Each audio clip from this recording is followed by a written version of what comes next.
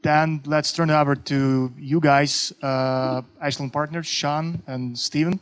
Yeah, I think let's divide the Q&A into parts. First of all, if you can tell some information about the firm so that we know who you are, and share, first of all, discuss the compliance itself, and then we can go to the verification process. What are the main hurdles in becoming compliant, and you know, based on your experience and things like this? Great, thanks very much for having us today. My name is Sean Gilligan with Ashland Partners. A little bit about Ashland. So Ashland's a public accounting firm based in the US, but GIPS verification really is our specialty, as well as other performance-related attestation work. So we work with about 800 investment firms spread across 24 countries. So while GIPS, it's still primarily in the US in terms of the number of clients we work with, we are spread all around the world. We've been doing verifications for over 20 years. So that includes the time before GIPS was adopted, working with the AIMER standards, as was mentioned before, going all the way back to '92. So working with as many firms as we do over this period of time, we're hoping that today we can really share our experience with you, answer any questions you have, and hopefully be helpful. Yeah, thank you, Peter, and thank you, Neil, and also the CFA Association Russia. We have the chance to introduce our firm and also share the experience with all of you.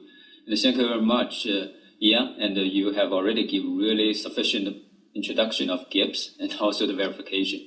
And regarding to Peter, your questions, and we can start with the current status of the GIPS adoptions and in emerging markets and also the developed countries.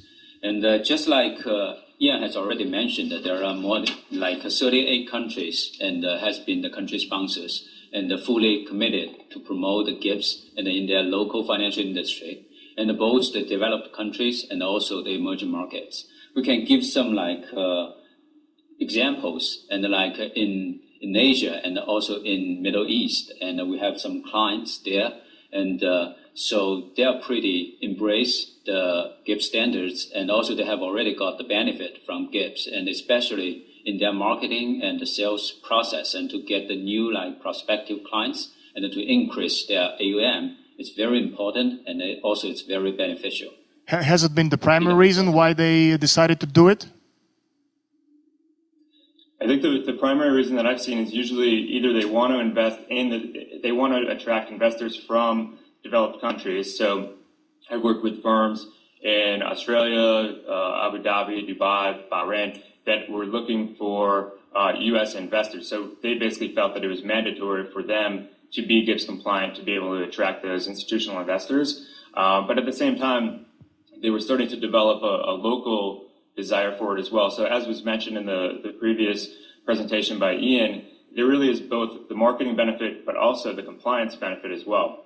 So, even if they're not getting a lot of demand in local RFPs in the emerging markets, going through the process of becoming compliant is a really helpful tool for the firm, because just the process of developing those policies and procedures, it is a firm-wide claim of compliance. It's not just using a time-weighted return. So going through that process of getting everything to be set up consistently in your system, treatment of cash flows, accruing for income, and all of those sorts of requirements is a really excellent exercise for these firms to go through. So once they're able to recognize that benefit that they would receive, they see that it's worth taking the time to go through that. I think one of the biggest examples for emerging markets was back in, I think it was probably around 2009 in South Korea, when the National Pension Scheme, which is the largest investor in Korea, decided that they were going to mandate that everyone they invested with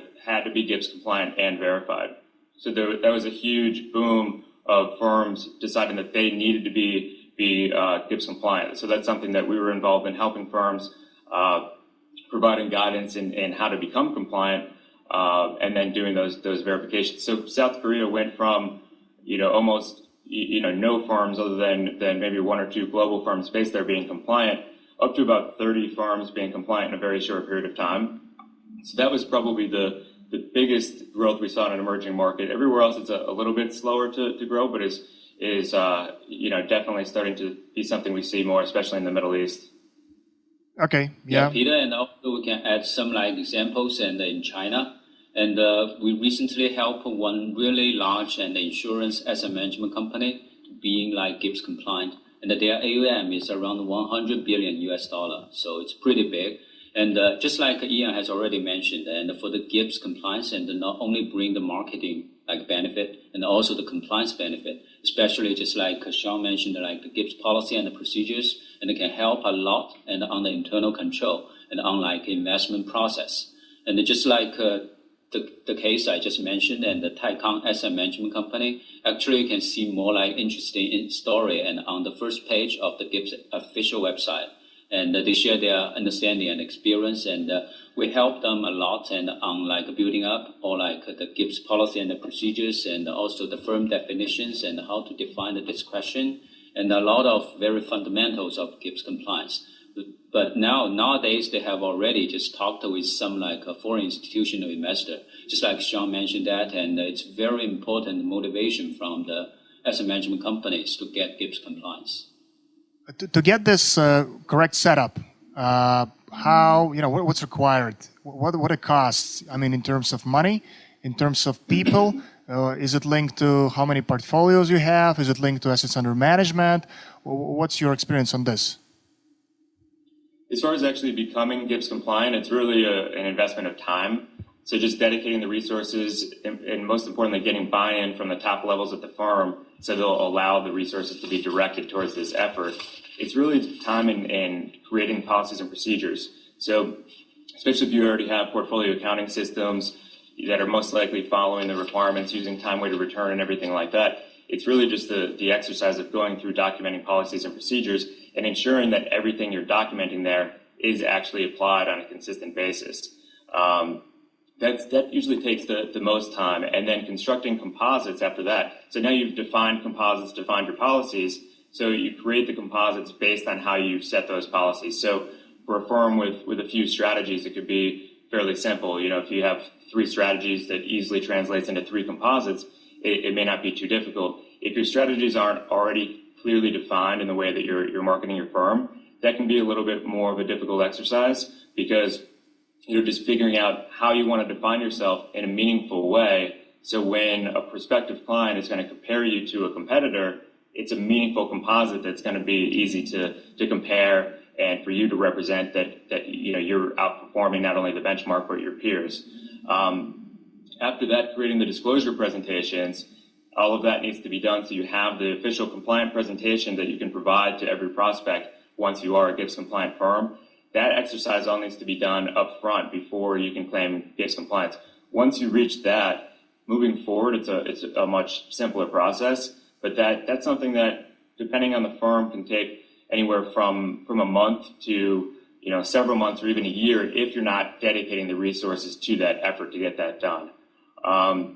If you're working with a verifier or other GIPS type consultant, then you can get a lot more support in that process. So as was mentioned before, Ashland Partners as a verifier, we can't do the work for you because we need to be independent to be able to do the verification afterwards. But what we can do is provide guidance, and that guidance can include templates and things like that kind of guide you through the process. So as an example, firms that work with us, and I think other verifiers would have a very similar process, going through policies and procedures would be a template that really just needs to be tweaked to make your own. So it's important that you tweak that, make sure that you understand exactly what it's saying, what it all means, and that it is applicable for your firm and something that you're going to be able to consistently follow. As far as actual cost, the only actual payment that would need to be made would be if you elected to be verified. That's something that is determined. Every firm would be different based on their size of their firm. So the key components that would go into determining the fee would be the assets under management of the firm. So what's the size of the firm overall that's going to fall within how the firm is defined for GIPS purposes? Approximately how many composites? So is there 50 different strategies or 3 different strategies? That would have an effect on the fee. And then number of accounts. So part of our process is reconstructing those composites. So taking all the account level data, reconstructing to get to the composite level, and ensuring that we're getting to the same composite level statistics that you're presenting. So a larger number of individual accounts would also be a larger fee as well. Yeah, just like Sean mentioned, and also in the content you just discussed, and actually the complexity of your firm's investment management process, or how you construct a composite, and whether your membership changes so frequently will also cause more work, no matter it's to the firm or to the verifier. So it needs to be think through that. And especially in the initial verification process means if you want to get all the historical performance and track record and being built up and just follow and the investment strategy you have already built up, or you want marketing to your prospective clients, it's very important and to think about that and to pick a really good way and for yourself.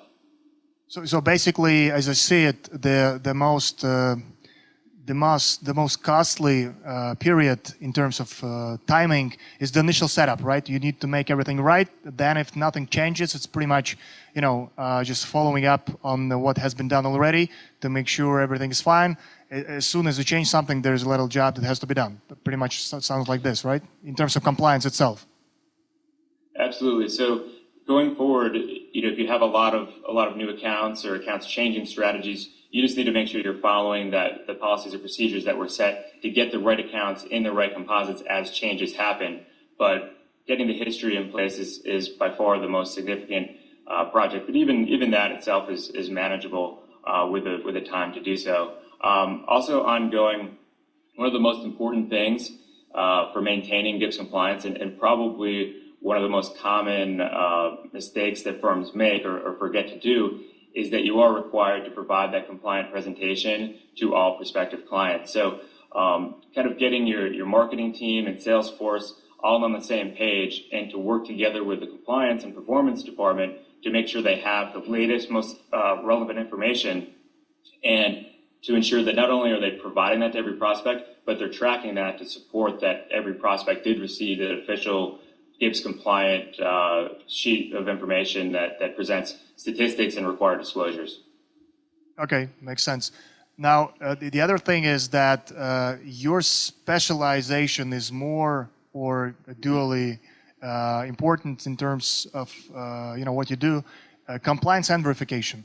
Now, what I think most of the people here are interested in is that when you set everything right and you come up to the clients, you present it on your webpage, perhaps that your JP is compliant, everything, procedures in place, everything is comfortable. You talk to the clients, they're okay with this, and then why would we need to do the verification then? Who asks for it? Yeah, the verification, as was mentioned, is just recommended, but not mandatory. So typically, in the U.S. at least, and in other developed markets, it's popular to be verified because they're going to receive RFPs that not only do they ask, are you GIPS compliant, but are you verified? And they want to be able to check the box and say, yes, we're verified. But second to that would be just the comfort you get from an external party that's going through and confirming that everything was done properly. I would say of the thousands of verifications that we've personally done, there's never been a verification where there's not at least something small. Sometimes material things come up, and it's much better to get that cleaned up and fixed before you're out there marketing the information, as opposed to finding an error and having to go and make a disclosure about a material error that was changed. So I think there's a benefit from that compliance standpoint, and just giving comfort internally that everything was followed properly. One other thing to mention on that's especially important in the U.S. So Ian talked a little bit about the SEC not requiring GIPS, but what they say is if you're GIPS compliant, then they're going to test and make sure that you really are. So don't say you're compliant if you're not confident that you really are. And that's something that we see firms have deficiency letters from the SEC because they will test it. So it's very important to have that verification to make sure it's cleaned up before you have a regulator come in and start questioning it. Yeah, United States. Just like the question asked is really good questions. Actually, technically, for the compliance statement, if the firm being verified or not verified, it's different, and it will make the difference. And also, just like we discussed already, it's not only like from the firm's perspective, whether you have already just been compliant or not. And if you bring in the independent third party to verify that, definitely it will add more like credit to you. And also when you just present the compliance statement to your prospective client, it will be really good. And also for other like marketing materials. So this is the, sorry, go ahead. I was just going to jump in and say that don't think of it like it's an additional concept. Within your firm, you have internal audit, you have risk management, you have compliance. They're constantly checking that what you say you're doing is what you're doing, and feeding back educated responses to things that they see that could be improved. Think of verification as just that sort of layer of checking. It's an independent third party who's doing what your own internal audit, your own risk management, or your own compliance management. If you see it like that, plus there are found knowledge you can call upon, because they do this stuff all the time. So it's almost like you've got yet another employee that really understands this stuff. Think of it from that perspective. Then your senior management will see that it's totally in line with the way you run the business. It's kind of best practice. Yeah, exactly. I've seen some regulators, I know in Singapore, I believe in Hong Kong as well, where they'll ask a firm if they're GIPS compliant or not. Maybe not go to the point that the SEC would and actually be doing testing, but they do ask the question and document whether they're GIPS compliant and verified. And I think as far as verification goes, it helps to see that it's verified. It's then it would be considered a much lower risk area and something that they're going to dig into further. Yeah, usually, and just like the developed countries and the large asset management companies or asset owner, when they are looking for the investment managers or the advisors, especially during the due diligence process, they will send out kind of the questionnaire or the RFP. They will ask whether you are GIPS compliant or not. And this kind of the first screen process. And if you are not, maybe you have already been just put aside. Right. And if yes, and you just jump in the first process. And also, just like Sean mentioned, and also Ian mentioned, a lot of regulators, and maybe not just endorse that, but they do have like a preference on that. And also even in the Asian countries, and we just discussed about that. And it's very important. And this help a lot, and especially on the performance side. And just ensure your performance calculation, historical track record, it's all appropriate and correct. And so this can help a lot. Just like maybe you guys have some idea about recently the Chinese financial market, and there is two different schemes, and one is the QFII and the Qualified Foreign Institutional Investor Scheme, and also the RMB Qualified Foreign Institutional Investor. Go through this kind of schemes, you can just put the money into China market. But during this process, maybe you want to select some local advisors. And then also this is the motivation for our local asset management companies. And just like the case I mentioned and the Taikang insurance asset management companies, this is the reason or the biggest motivation why they want to get GIPS compliant. Okay, yeah, it makes perfect sense. I think I'm going to have the last questions.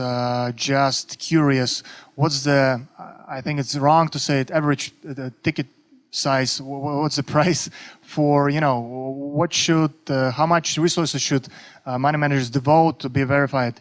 I don't know, give us a range or, link it to the assets under management number portfolio so people here have an idea. Is it $1 billion, $1 million, or what is it? Good question. In terms of just verification? Yeah, verification itself, yeah. Expense, yeah.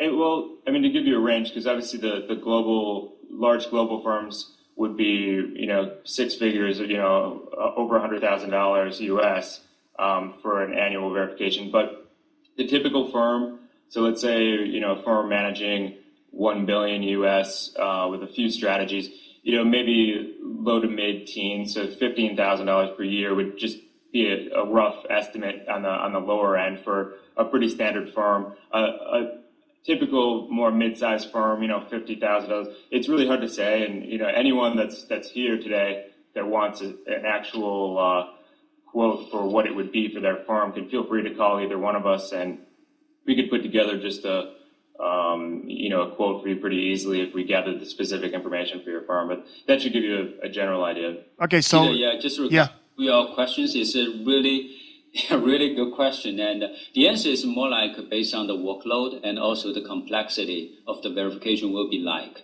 and so it depends. And also, just like want to give you more idea about, since we are solely focused on the GIPS verification and also compliance consulting business, and we build up our expertise and experience. So based on that, and we will charge maybe lower than other like verifiers. So just based on our experience, so we will be more efficient and effective. Some firms do. If you're talking to verification firms and you're trying to look at your options, some firms charge more of an hourly fee, where it kind of depends on how the work ends up being. And if you have a lot of consulting questions, that can add up. For us, whatever fee we set is a flat rate.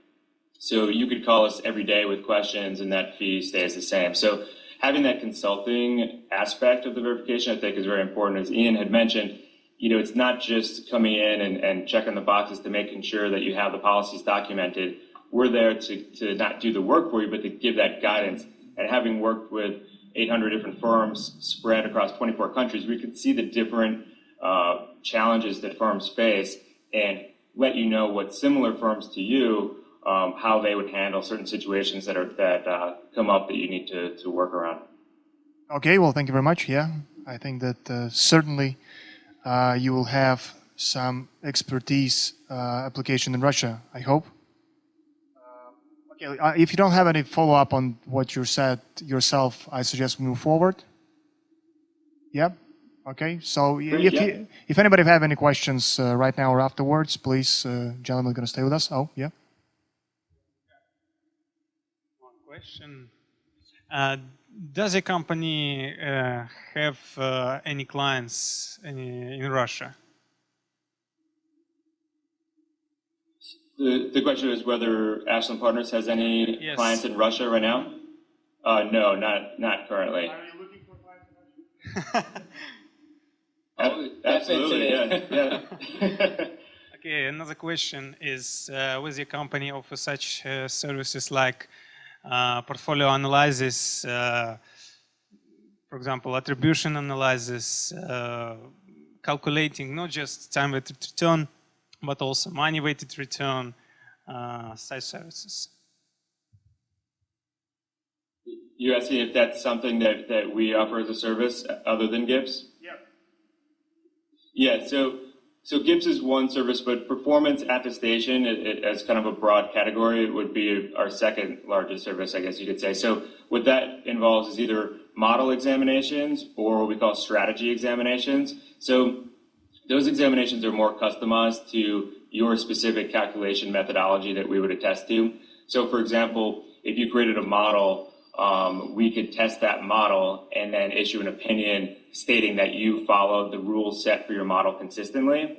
So that would be outside of GIPS. That's not part of being GIPS compliant, but that's something that we do as well. So whether it's a model or a live account, so attribution figures, other risk measures, performance that's maybe part of a carve out or something that's different than your just composites for GIPS purposes. This could either be outside of GIPS, some supplemental information that you're going to present, or if you weren't going to be a GIPS compliant firm, then this would just be something you did instead. So those are more customized engagements that we work with a firm to figure out exactly what you want to test it to, and then we set up testing to meet those expectations, and then you have a report that could be provided to prospects to show that an independent party did review this, and this set of criteria is exactly what was tested. Thank you.